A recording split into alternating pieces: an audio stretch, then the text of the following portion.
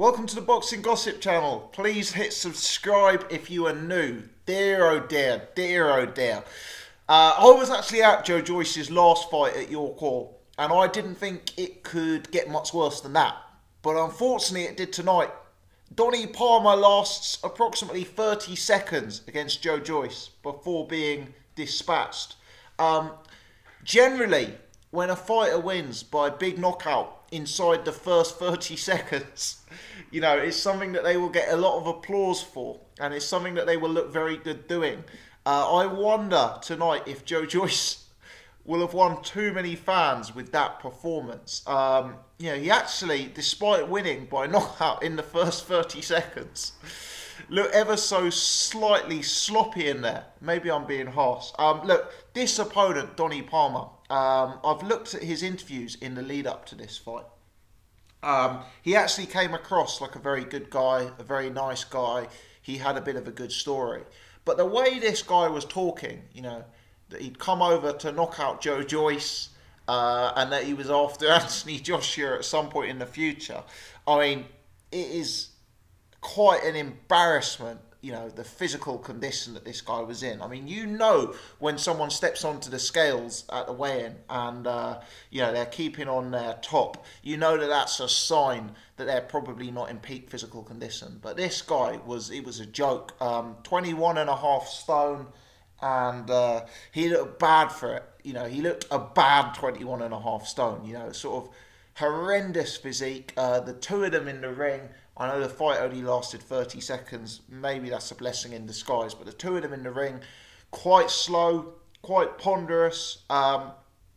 Joyce kind of unleashes this 5 or 6 slap combination. Left, right, left, right, left, right. With Palmer just having his guard up. Joyce finds, I think it's a straight right hand that lands on Palmer. And Palmer just sort of sinks to the canvas. And you know, looks like he's got absolutely nothing left. You know, it didn't look like the most devastating punch from Joyce. It looked like more of a sort of cuffing contact. Maybe Joyce is very, very naturally heavy-handed. It's kind of hard to give him too much credit because the opponent just looked so unbelievably woeful. Unbelievably woeful. Look, this Donnie Palmer, numerically, if you look at his record, he reads quite well. You know, 9 wins, 8 of them by KO, 1 loss. You know, he's a 6'10" guy with 9 wins and 8 KOs. He's easy to market as a tangible threat. But if you look at his list of guys that he's beaten, I mean, he's had no fights. This was his first fight in 18. In 2017, he had 1 fight against the guy who was 0-5. Only 1 fight in 16. Yeah, he'd been very, very inactive.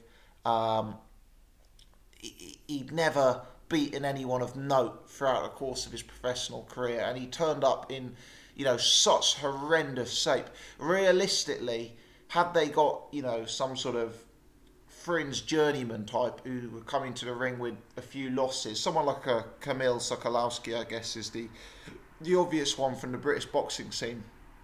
You know, despite the fact that Palmer's got a 73% KO ratio and has won a lot more than he's lost, you know, someone like a Sokolowski would have been a far more formidable opponent. And really, the issue with this kind of fight is Joyce is just not learning anything from it. And I'm not 100% sure it's building him a fan base. You know, he's 32 years old. He's not the most naturally charismatic of fighters. And, you know, I think fight nights like this almost put people off more than anything else. I feel sorry for everyone who was at York Hall tonight, because, you know, I was watching the undercard, which was streamed live on Facebook, I think on the Sport Bible page, so shout out to those guys. And I think, you know, the last fight on the undercard probably ended about 9:30. So I suspect, and I'm not there, so if this transpires not to be true, forgive me, but, you know, I suspect that the Matty Askins Stephen Simmons fight, which was the other main event supposedly, finished 9:30, 9:45, something like that. and the people still at the York Hall have either been waiting an hour for Joyce or have had, you know, lesser fights in between whilst they've been waiting. And, you know, to wait all that time, to pay all that money for the ticket, and just to be treated to a spectacle as weak as that is, you know, is disappointing, to be honest. Donnie Palmer really needs to consider whether he wants to box again. And if he does want to box again, he should only do it if he's able to come in 3 or 4 stone lighter than what we saw tonight, because it was just it really was a bit of an embarrassment. You know, Joyce, he doesn't do anything wrong, Joyce. When I saw him start against Ian Lewison, I was very impressed by his debut performance against Ian Lewison. Now, funnily enough, the 2 subsequent fights against Rudolph and against Donnie Palmer, even though they've both been early knockouts, both times for me, Joyce has looked like he's lacking in explosiveness. And I know that's an odd thing to say because he's icing these guys and he's destroying them quickly, but you're just looking at the punches that he's throwing and they don't seem to have the kind of sting and the snap behind them. He looks quite slow, he looks quite ponderous, and maybe I'm being harsh. At the end of the day, he's got a 100% KO ratio and he's going through these opponents in 1 round. But just looking at him, I'm not looking at him thinking he's the kind of guy who's easily going to step up through the levels. And the speed is you know, definitely lacking there for me. Definitely lacking. Looks very ponderous indeed. So yeah, we'll see where he goes from here. I appreciate I've been talking about this fight already for probably 10 times longer than the fight went on. But they've got to move him at a relative pace. He's not really getting much from these kind of fights. I understand he's going to fight on the Hay Bellew undercard, and yeah, maybe there'll be a bigger name opponent there, and that may bring out the best in him. Maybe he's someone who takes 2 or 3 rounds to warm up to it, and like we saw in the Ian Lewison fight, we'll see a better Joyce when someone actually gives him a little bit of work. I mean, the way they were talking up this this guy Donnie Palmer, beforehand they were like, it's a big risk, you know, he's got such a high knockout ratio, he's so big, 9 wins, you know, a real threat to Joyce at this early stage of his career. You know, really embarrassing in hindsight. So a very disappointing main event. What can I say? The undercard, there was some decent scraps on it actually. David Hayes' new female prospect, I don't know her name, but I saw him waxing lyrical about her at a press conference the other day. She dropped a draw, which I'm sure he'll be pretty disappointed with. Wadi Camacho boxed Danny Cousins, and Camacho won by a stoppage like round 7, round 8. Camacho looked quite good actually. It was for the Southern Area belt. Quite a smart performance from him. He boxed nicely, he picked his shots very well. Give him a bit of credit for that. My only complaint about that one is I think the fight should have been stopped a lot sooner. I think Cousins' corner should have pulled him out. I think the referee should have stopped the fight.